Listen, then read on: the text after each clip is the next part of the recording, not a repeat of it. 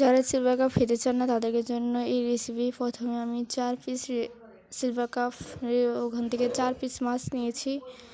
মাছ নেওয়ার পর সেগুলোকে একটু হলুদ, একটু লবণ মিক্স করে 5 মিনিটের জন্য রেখে দেব। এরপর আমি কিছু বাদাম, পেঁয়াজ, মরিচ, রসুন নিয়েছি। সেগুলোকে এখন আমি একটু তেল নেব, তেলের ভিতরে ভাজবো। যতক্ষণ না একটু কালার দেখতেছি লাল লাল, ততক্ষণ একটু আমি এগুলোকে ভেজে নেব 5 মিনিট মতো।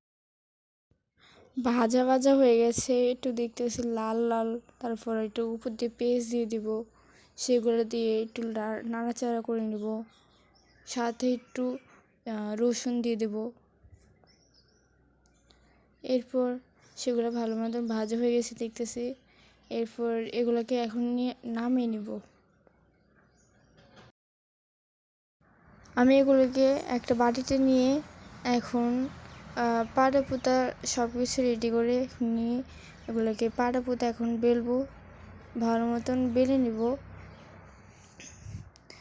এগুলোকে।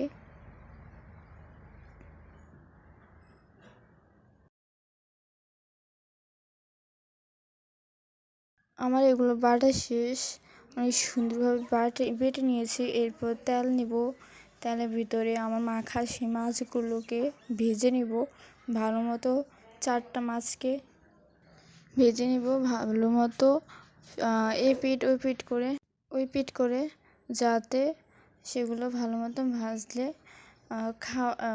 মানে রান্না করলে খেয়ে।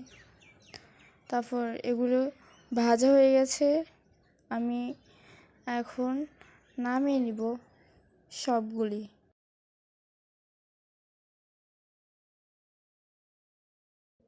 এরপর একটু সেই তেলেই আমি আমার সেই বাটা যেই বাদামের, তারপর হচ্ছে যেই পেস্ট, রসুন, মরিচ বাটা, সে মশলাটাকে সেই তেলে ঢেলে দেব। তারপর সেইগুলোকে ভালো মতো তেলে ভাজবো যতক্ষণ না সেগুলো মানে একটু গ্রানটা একটু মানে ভালো না আসতেছে ততক্ষণ। তারপর সাথে একটু হলুদ, একটু লবণ আর পানি দিয়ে কিছুক্ষণ নেড়ে চেড়ে নেব 5 মিনিটের মতন।